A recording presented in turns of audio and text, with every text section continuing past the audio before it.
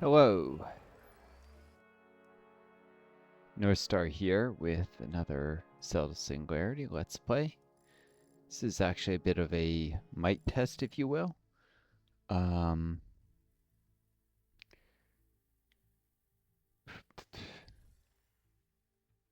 Seeing as I just updated my sound software and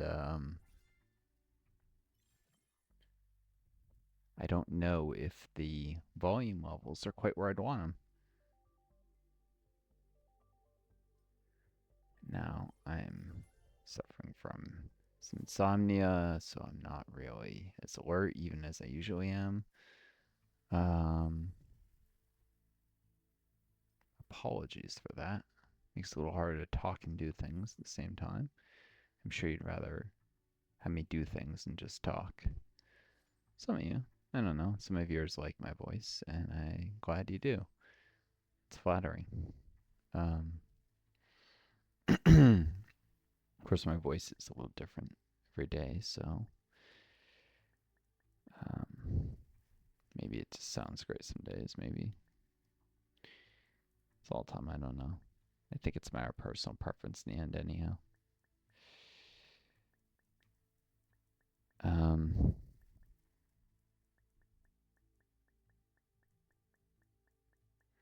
Caffeinating, so I start to wake up, but it takes a while.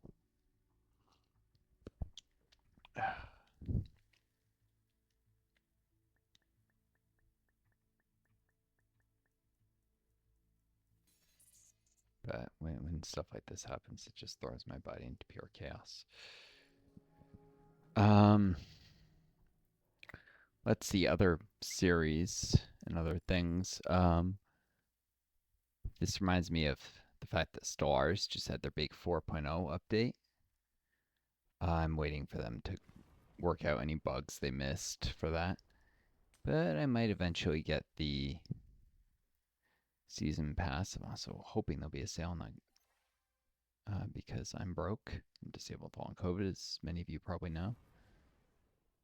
The government screwed me out of SSDI because um, I spent a lot of time in grad school, and even though I worked in grad school, and that in any fair system should have counted towards Social Security disability insurance credit because it was for the university. There was this obscure exemption in the mid 90s to that paying the payroll tax, which, to be clear, this isn't just saving me tax money. The way payroll tax works is your employer matches your contribution. So essentially, it means if they're not paying the payroll tax, you're getting paid less than a job with the same nominal wage rate um,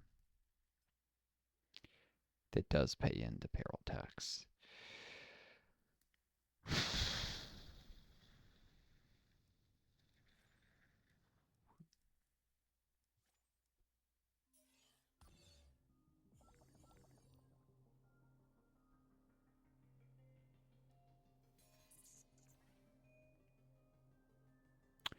And so as a result of that, as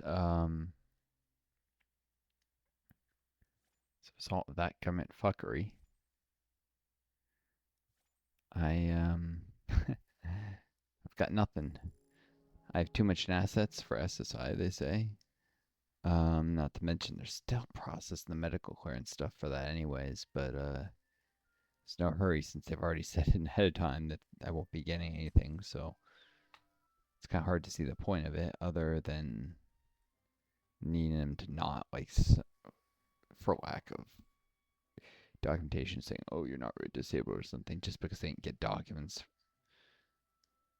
for me, like a stupid activity report. It's like the most important stuff is my medical files, and you should have access to that. That should be all you need, really.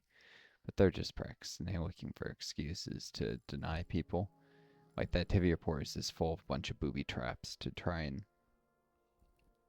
like it asks you what you make for yourself to eat in a day, and what they're looking for is if someone says anything that sounds complicated enough, they can say, "Oh, you have the energy to be a cook or something," even if no, it's an entirely different thing. Cooking for other people, where you're sitting there doing it for like 8 hours, versus maybe making yourself one sandwich or something, which I don't even have the energy to do a sandwich. So it's like, what do I usually eat? Cereal, like berries that I don't even pick up from the store. Or family I'm staying with does because I don't have the energy. And this family member I stay with has my car, so I really can't get there without spending a bunch of money in Uber. Um, they use my car to get to work, so on the way back from work, they'll pick up stuff that I ask using my food stamps, which you're allowed to have an authorized person use them as long as you know they're using them and they will use it for stuff for you. Which, yeah. Anyways,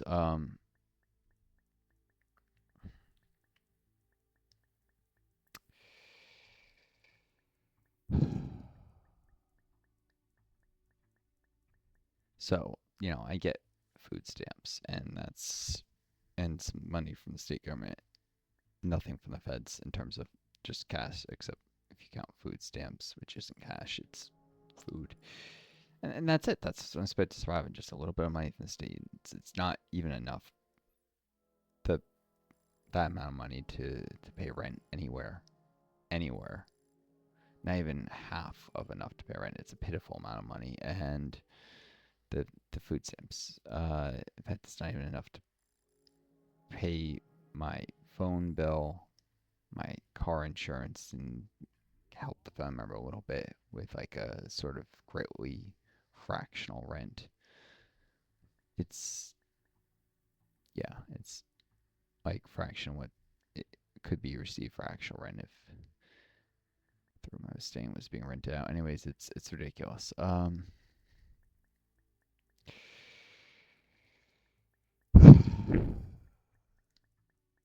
But I digress. I was talking about Stellaris. I was saying they got that update and I'll let them get the kinks out. And I have an ongoing game in an earlier version of it, which I don't know. I haven't had the energy to really play anyways.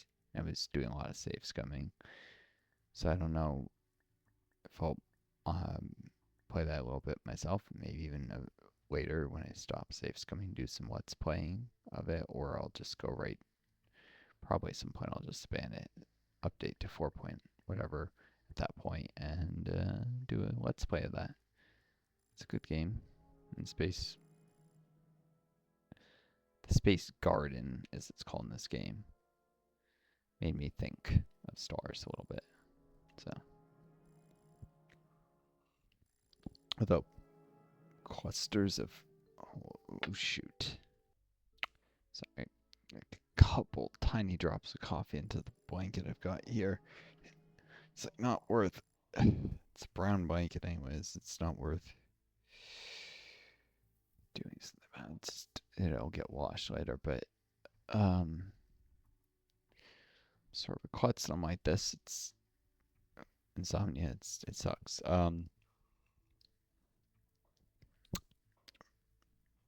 Anyways, I will be obviously uploading this video. I'm not just talking to myself. So yeah, check out. I don't even know if I didn't. So it's pointless to even say it. Check out stars if I ever do that. I have a lot of game series. I've got Citizen Sleeper, I've got Avorion, a lot of space themed stuff, and then I've got Interstellar Transport Company. I got very not space themed stuff like Pop Up Dungeon, although there is a sci-fi campaign in that, which I've done let's plays of before. And we'll probably do again because there's a lot of achievements to get to it and a lot of replayability if you do things slightly different. Although I might just fall in the habit of doing the same things. Got a Hearts of Iron 4 Let's Play series, Mount and Blade. I've been doing a lot of that, building up a buffer on that.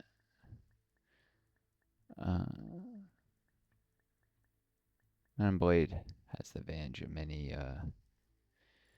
RPGs for me in that often you don't really lose anything if you faff about and don't progress fast enough, make mistakes. There's no like time limit optimal progression, unlike say a 4X like stars, which if you're mismanaging your economy or something, the AI is going to get huge and they're going to build planet crackers and they're going to literally blow up your planets. Honestly, I don't think there's enough you can do. You can eventually ban world crackers in the Galactic Community, but the Galactic Community is made to be far too ineffective in that game, which is honestly just a fucking stupid neoliberal commentary on the UN. The UN could have been much stronger, but it was not made that way because it was not in the interest of the US, which was trying to set up the stage for a global empire, truth be told, at the end of World War II. Um, heck. Um, if you know the history of the U.S., the resistance to joining the League of Nations and such, it's just at no point have especially the right wingers in the United States, wanted to engage in international diplomacy or tie the U.S.'s hands, specifically because they wanted to be free to just like go and conquer countries and such, if or bully them or invade them and steal resources, which the invading and stealing resources happen, but conquering countries, the norms have become too much. If you try and annex territory, you're automatically Hitler. No, no, empires conquering land and growing their borders is it's the way of the vast, vast, vast, vast majority of human history. But now it's somehow become exception and just cause for name calling. And really, it's because um, small nations obviously don't want to get eaten up, so they'll tend to encourage that kind of perspective. And the really big countries are already big, and they don't want small countries eating up other small countries and becoming big enough to challenge them. And then there's like Russia, which is actually technically large, but most of their land is frozen, and they're not that powerful. And the U.S. has won, you know, reconquer enough land that they can actually become a threat to the United States again. That's what it's really about. Russia may not be as powerful relative to the amount of land as the United States, but it's still a source of power. If there's more people and more land and resources in their borders, eventually they could become big enough and powerful enough, especially if they reconquered all their former Central Asian territories that were part of the USSR, like Kazakhstan and Azerbaijan and such.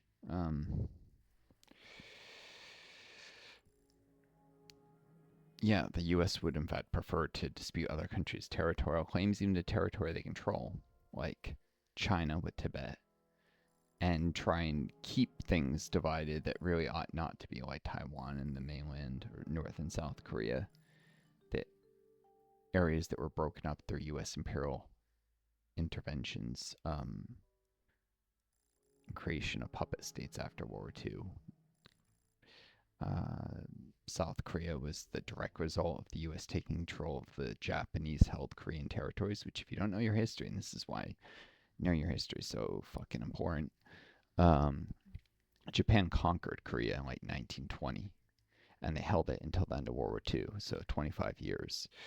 About 23, was it 22 or 20? They conquered Korea, the entire Korean peninsula, and then, and also Manchuria. They conquered that whole area, northeast China, which, if you think it's somehow legitimate, they conquered Korea.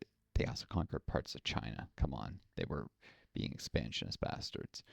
Um, and when Japan surrendered, they had lost control of the northern half of Korea already. Soviet troops working together with Korean resistance fighters, as people would refuse to accept the Japanese occupation, and had been fighting Japanese since day one, but they didn't really have like arms or ammunition in large enough quantities to be much of a threat to Japanese until the Soviets entered the Pacific Theater in World War II. When they started pushing in Manchuria, they provided massive amounts of equipment to aid the Korean resistance fighters.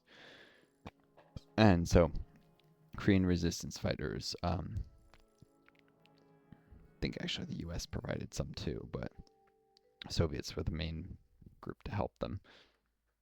Um, so Korean resistance fighters, combined with Soviet troops, liberated into North Korea, and then Japan surrendered because the U.S. nuked two cities, which absolutely was a crime against humanity and unnecessary. Even many people who were there in the room deciding where to drop the bombs suggested, but this was sidelined by more war hawk militaristic voices, and scientists weren't really, it wasn't their say in the end. There were people who suggested, why don't we just drop the bombs right off the coast of Japan, like in a right like near a city, but out at sea, so a lot of people see the bombs and see what they're capable of, but it won't kill people, and that'll give the Japanese the option of like surrendering without having to lose a mass number of civilians. Or why don't we drop it on a military base somewhere so that it's at least combatants are being killed?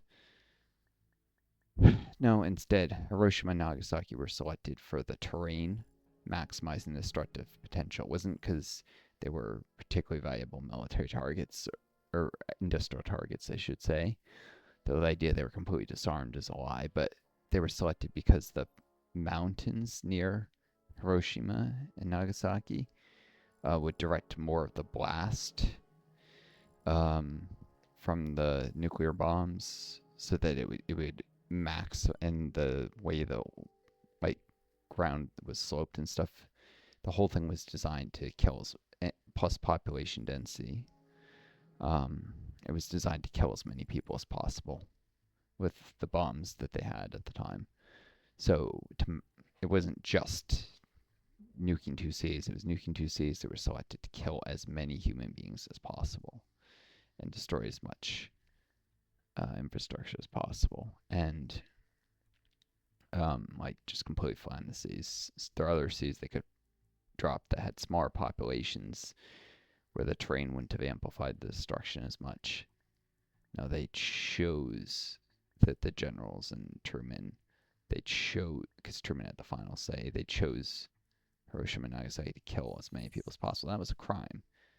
And honestly, Truman should have hung for that. He was an evil bastard. He was also a racist, and he had relatives in the KKK and may have secretly been a member himself. In fact, this is a consistent problem with the Democrats before about 1950, when they start to get more involved with civil rights. You see Wilson, he was probably a Klansman. Truman might have been a Klansman, or at least sympathetic, because he did have extended family who were in the Klan, as did Wilson.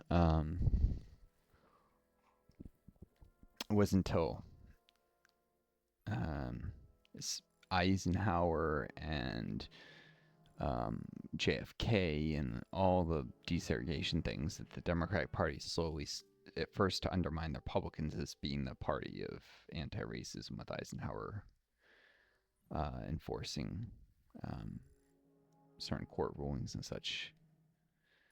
What was this?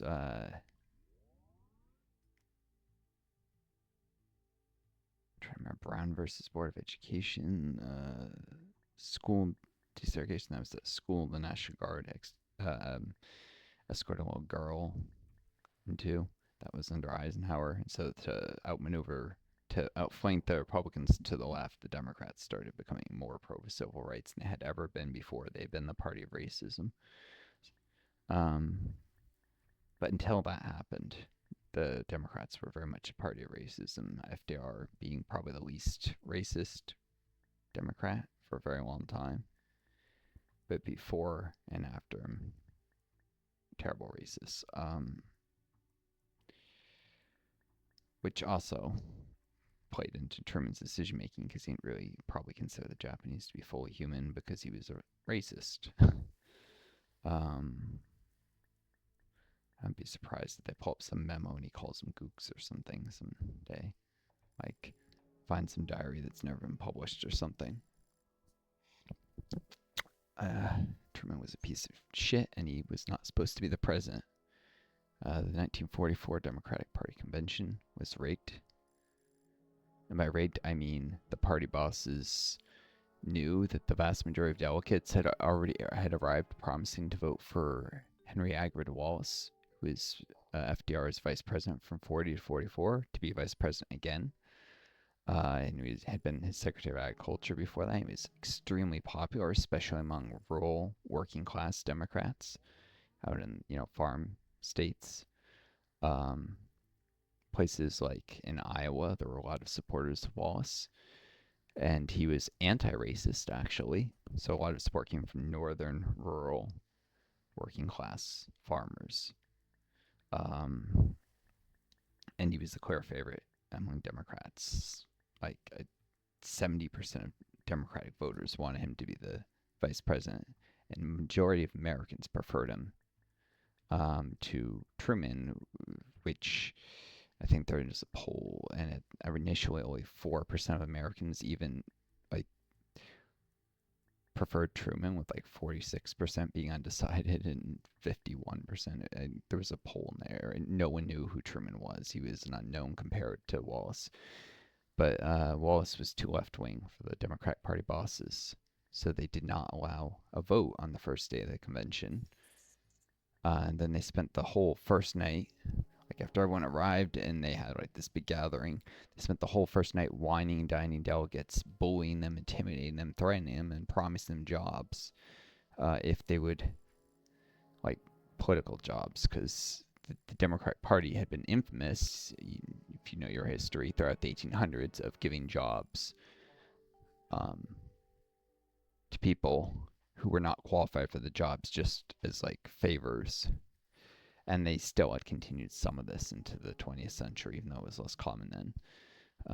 But it was clear corruption and bribery. And they, party bosses, we're talking like super delegates today, and like big donors and these kind of people, they people really controlled the Democratic Party. They made sure that the delegates would not vote as they promised their constituents for Wallace as the vice president, and so then they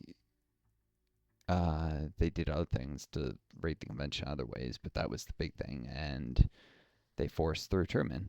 One thing is they like wouldn't accept votes. I think that even so, they held the first vote and there was no clear majority, but there were more votes for Wallace and Truman. They said, we won't accept this. We need a clear majority. And they kept holding votes until Truman was ahead. And even though he didn't have a majority, then they like accepted that or something like that, which is obviously fucking with the rules to get the result you want. I forget. I have to double check. I remember reading an account of it, but it was clear foul play. That's the point.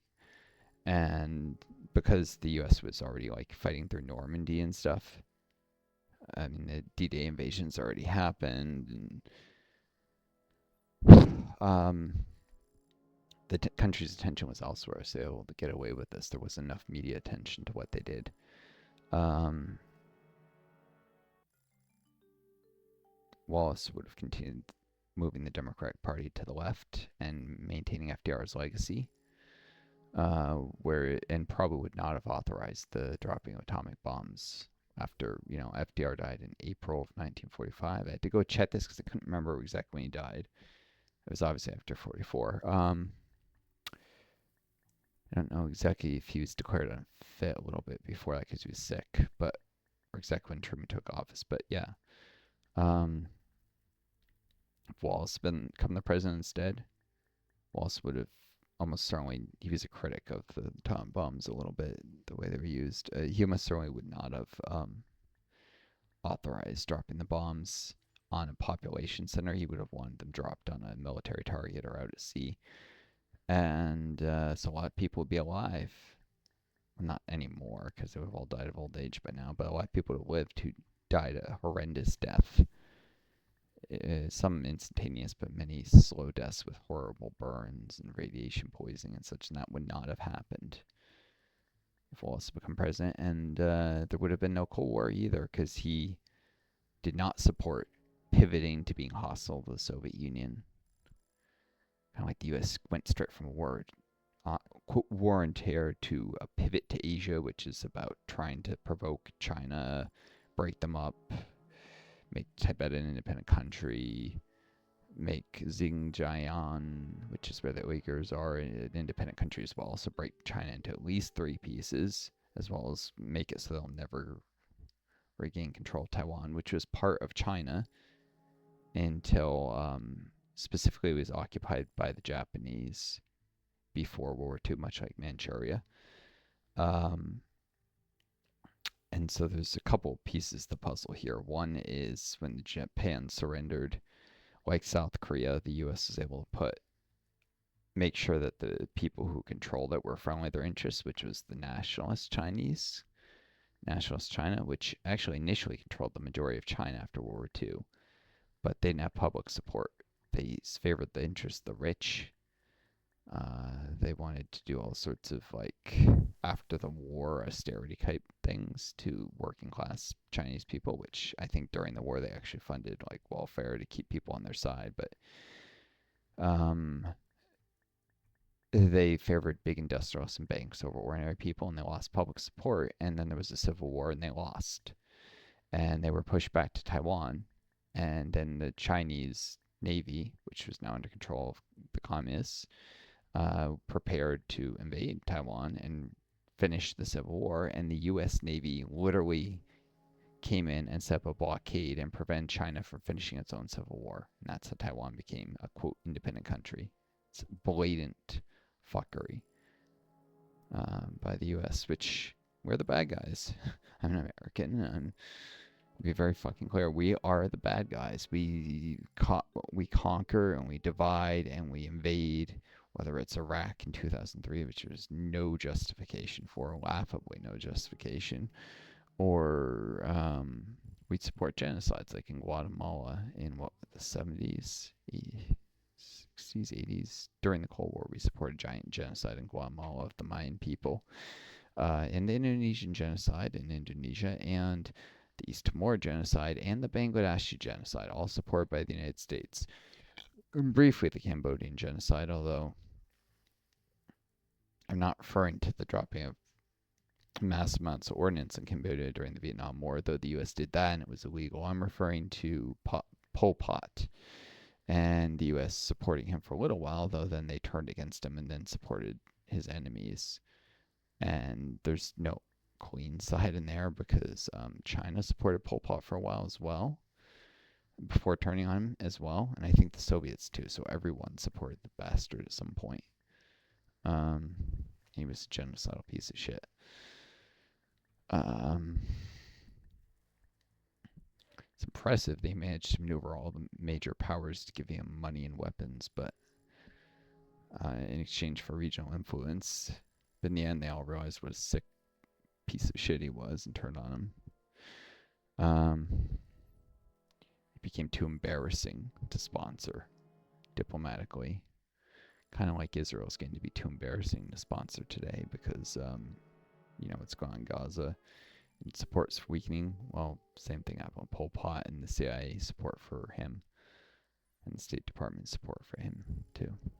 I mean, there was both covert support and overt support for him by the U.S., but more covert than overt. It's never as out in the open as support for the Gaza genocide.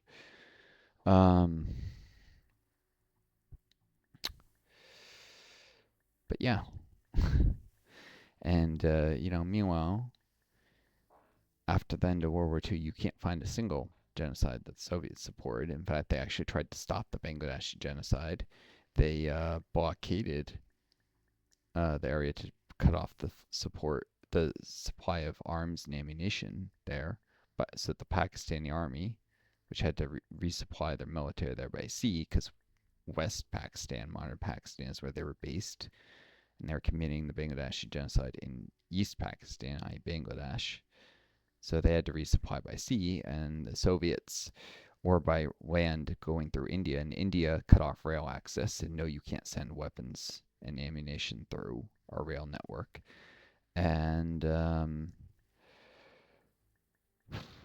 China went a long route through north, so the only way to get there was by sea, and the Soviet Navy came in to interdict those arms shipments, and then the United States Navy came in and nearly shot at the Soviet Navy. There was an armed standoff that nearly started World War III because the U.S. was trying to commit yet another genocide through a puppet dictator, because the Pakistani government this time was a U.S. military puppet dictatorship. I mean, they're a lot more independent now, but at the time they were very much a puppet of the United States. No independence to speak of, really. a laughable like claim to being sovereign, and they just did what the U.S. wanted. Puppets can become more independent. If you ever played Hearts Iron 4, there's a whole autonomy system that represents that. Um, but at the time, the Pakistani government was a puppet regime of the United States. And yeah, doing genocide. And the US was fully supporting it and nearly started World War III over it. And that's just despicable. And it's something that barely gets noticed in US history books or is not mentioned at all because it's a sad, sad, sad, sad, sad piece of the story of the many crimes the U.S. committed in the Cold War, which you never learn about at like a high school level. It's stuff that people might learn in graduate school or college if they're really lucky, but it's not. The vast majority of the population never takes any history above high school level, so they never learn this history. Of course, many high school history textbooks make the entire Korean War like a little less than one-page blurb. So if that gives you an idea of how much the so-called Forgotten War, which the leading English expert on says was genocide because the U.S. was dropping so much ordnance in North Korea with the intention of wiping out the entire population of North Korea. That when you bombing a civilian population that much, it's a genocide in the same sense as the Gaza genocide. And this one was perpetrated by the United States directly. U.S. military, not puppet regime. And this is why North Koreans hate us so much to this day, or at least they don't really hate us, but are afraid of us, are wary of the United States, and want nuclear weapons to keep the U.S. from ever doing anything like that to them again. It's completely understandable. The U.S. doesn't want all these random countries to have nuclear weapons, and they shouldn't give countries reason to be so afraid that they'll seek them. They should not genocide countries. They should not invade them. They should not try and kill their leaders over and over, do coups. I mean, this is why countries want nuclear weapons, is to keep the U.S. at arm's length. It's perfectly understandable. Dangerous, but perfectly understandable. History rarely has bad guys, just different sides with different points of view. But when they do have bad guys, it's usually the big imperialist nation, the one who's conquering everyone in sight. It's not the little guy who's maybe a little saber rattling. It's like it's Nazi Germany. It's the United States during the Cold War. It is the British Empire at its height. Those are the bad guys in history, the ones that try and conquer and dominate the whole world.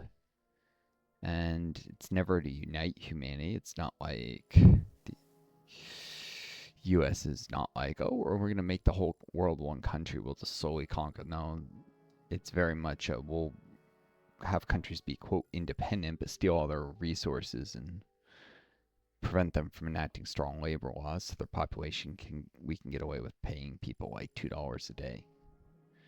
That is the kind of empire the U.S. has. It doesn't raise its flag over other countries except in military bases, which we force countries to loan land to us for.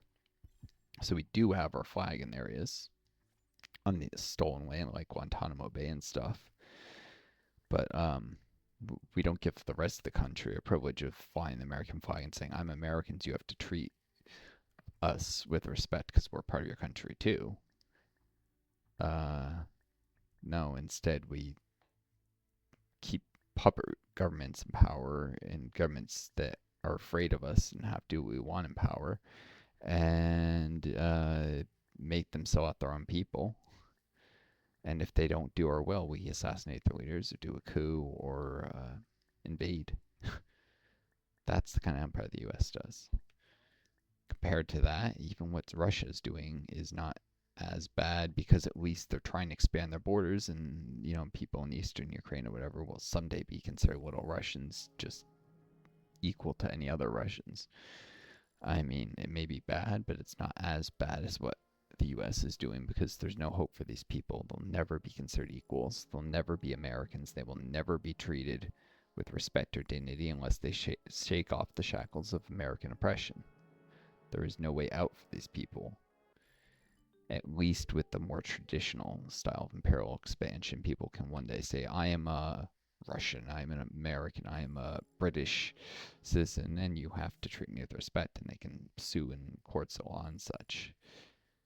It's not great because usually this involves cultural assimilation, what people have taken to calling, quote, cultural genocide, which is honestly a term that's just disrespectful to actual mass murder, genocide, and is overused. If you're going around blowing up historical sites, heritage sites intentionally, defacing statues and stuff, maybe that might be cultural genocide, but the term gets overused for any attempt to enforce your language or your culture to any degree on a people that you conquer, which is, if you use that standard, then human history has thousands and thousands and thousands of cultural genocides because there have been so many little nations that and peoples and tribes that have been eaten up by empires throughout history. Um, so either you have to use a stricter standard, or you have to admit that's depressingly common, and then the word loses all power, and that's downright offensive to people who survived crimes like the Holocaust. So. And I'm not just pulling this on my ass. There's an expert on genocide who's said something almost exactly what I said. I'm paraphrasing him. That you that saying that the use of the phrase culture genocide this way is almost offensive, and if you use the very loose standard of it, then it's depressingly common. It's happened hundreds of times just in the past few hundred years and thousands throughout human history. And if you use a stricter definition, then a lot of things people are claiming are not. So, um, which is to say, like what Russia's doing, bad, not that uncommon throughout human history. In fact, it's the historical norm. Um, but what the U.S. is doing, what the British and the French have both done since the end of World War II, is unique in that setting up neo-colonies, areas that are dominated, you see all the resources. That there's only one other empire that ever did that, and that was the Roman Empire.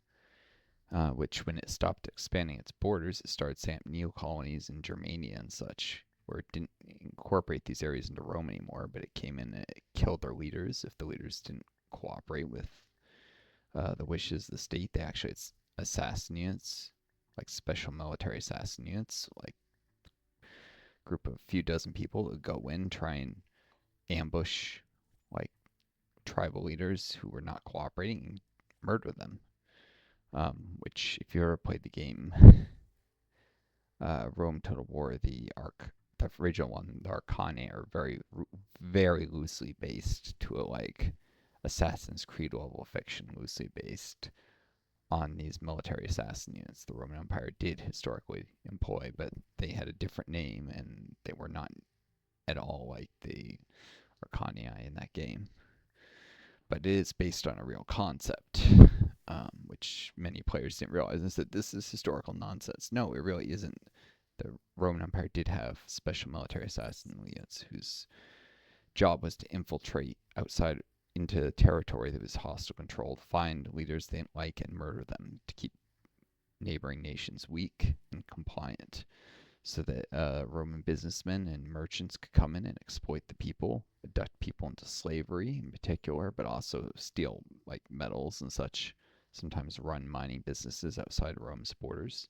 Famously, the Romans did this in Ireland, which they never really controlled. In Germany, they took slaves and amber. In Ireland, they took tin. That was one of the things. I think it was tin or copper and gold. I think it was mostly tin in these mines.